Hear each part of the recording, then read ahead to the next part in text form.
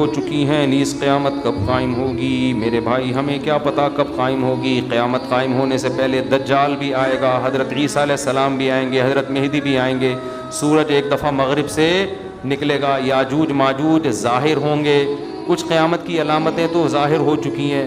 حدیث میں آتا ہے عرض حجاز سے ایک آگ نکلے گی جو اونٹوں کی گردنوں کو روشن کر دے گی، یہ 7ویں صدی ہجری میں یہ آگ نکل چکی ہے، تقریباً محدثین کا اتفاق ہے 700 سال پہلے 7ویں صدی ہجری میں آگ نکلی تھی بہت بڑے پیمانے پر عرض حجاز میں، تو وہ تو نشانی ہو چکی ہے۔ تو کچھ نشانیاں ہو چکی ہیں، زیادہ تر نشانیاں کیا ہیں باقی؟ ایک نشانی یہ تھی، حدیث میں آتا ہے کہ یہ جو عرب لوگ ہیں نا، جو اونٹوں کے چرواہے، بکریاں چرانے والے غریب غربا، یتطاولون فی البنیان، ایک دوسرے سے بڑھ چڑھ کے بلڈنگیں بنائیں گے۔ تو عرب میں جو اونٹ چرانے والے، جو ان میں جو کرپٹ لوگ ہوتے تھے، وہ تو حاجیوں کو لوٹ کے گزارا کرتے تھے، پاؤں میں چپل نہیں ہوتی تھی، حفاتن عراتن عالتن، حدیث میں آتے ہیں ننگے پاؤں ننگے سر لوگ، ننگے بدن لوگ، ایسا نوٹ چھاپیں گے، ایسا پیسہ آئے گا کہ بلڈنگوں پر بلڈنگیں۔ تو یہ تو دبئی میں آپ شارجہ میں دیکھ لو، سعودی عرب بھی بنا رہا ہے، ایک بڑا شہر آباد کر رہا ہے، اور برج خلیفہ اتنی بڑی بلڈنگ بنا دی کہ اس کو آدمی دیکھتا ہے تو ٹوپی سر سے گر جاتی ہے اس کی۔ تو یہ بھی قیامت کی علامت تھی جو پوری ہو چکی ہے۔ تو کچھ علامتیں تو پوری ہو چکی ہیں، لیکن بڑی بڑی بہت ساری علامتیں باقی ہیں، تو جن میں ایک بڑی علامت ہے، سب سے بڑی علامت دجال کا ظہور ہے، حضرت عیسیٰ کا آنا ہے، امام مہدی کا آنا ہے، یاجوج ماجوج کا نکلنا ہے، سورج کا مغرب سے نکلنا ہے۔ تو جب آئیں گی تو پھر خود ہی پتہ چل جائے گا، اس کے لیے آپ ہمیں کال کرنے کی بھی زحمت نہیں کریں گے، ٹھیک ہے نا؟ اچھا بھائی مفتی صاحب، کیا بھائی جان آپ ذرا تمیز سے بیٹھ جائیں، ٹھیک ہے، اس طرف رخ کر کے بیٹھ جائیں آپ۔ بچوں میں یہ بڑی مسئلہ ہے نا، بچہ کا کبھی بھی ایک جگہ بٹھاؤ گے کبھی بھی ٹک کے نہیں بیٹھے گا، وہ اس کو میں نے اجازت دی تھی کہ آپ تمیز سے بیٹھو گے تو بیٹھ جانا، ٹھیک ہے، اب تمیز سے، شاباش۔ لیکن وہ بچہ ہی نہیں ہے جو تمیز سے بیٹھ جائے۔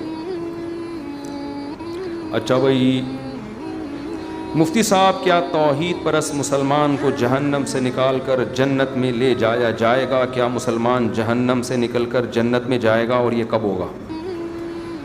یہ تو صحیح احادیث سے بات ثابت ہے کہ ایک نہ ایک دن مسلمان جو توحید پرست ہوگا، اپنے ایمان کی برکت سے سزا کھانے کے بعد بہرحال جہنم سے نکل کے جنت میں جائے گا۔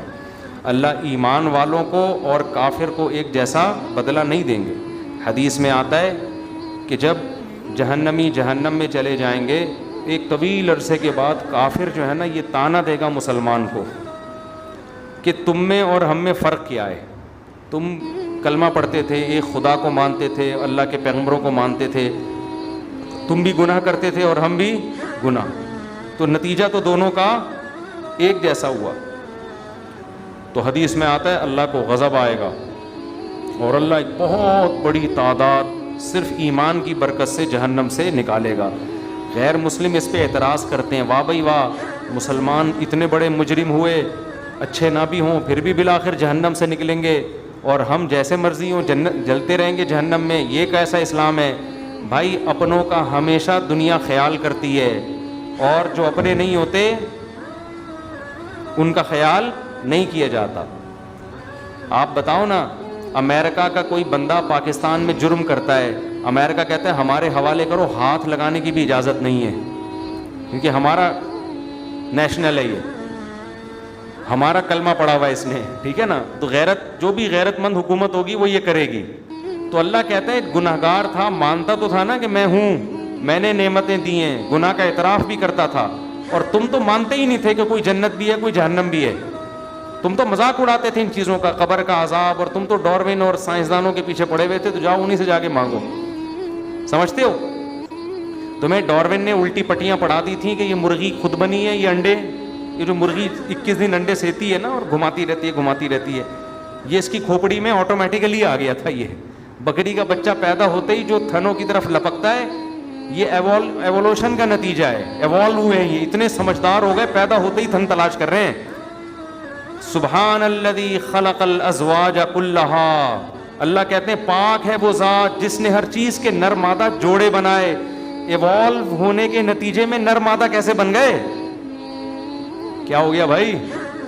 یہ سائنس اتنی ذہین ہے, نیچر اتنی ذہین ہے کہ ہر چیز نر اور مادہ میں ڈیوائڈ ہو گئی ہے, پھر ان کا ملاپ ہوتا ہے, بچے پیدا ہوتے ہیں. یہ ایوولوشن کا نتیجہ نہیں ہو سکتا, کسی نے بنایا ہے.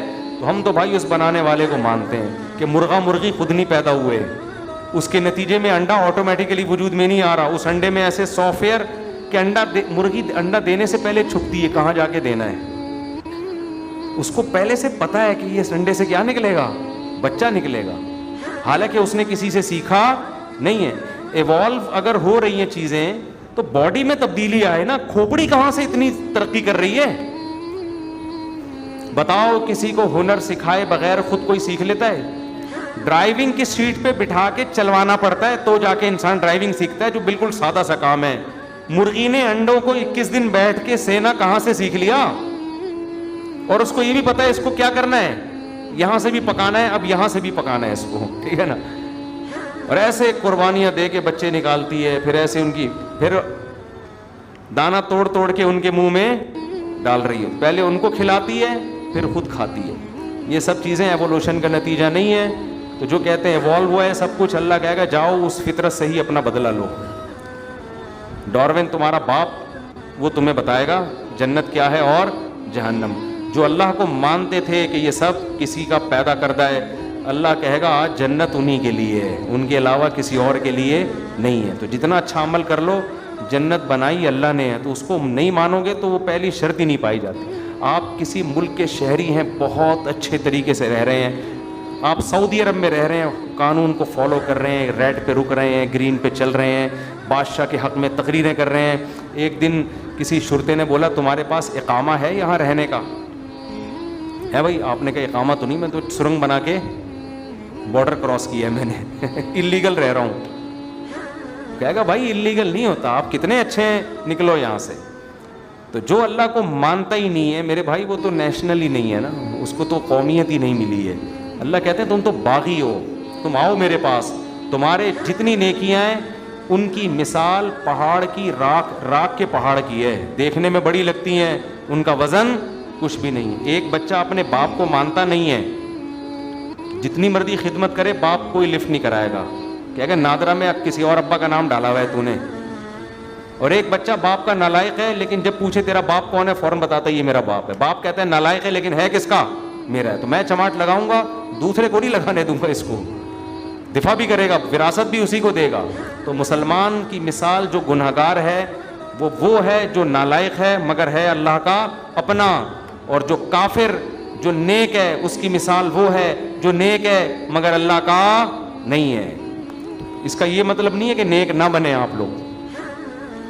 برائیوں کی سزا بہرحال جہنم میں ملے گی, اس سے اللہ بچائے, وہ کوئی 2-4 دن کی ٹھکائی.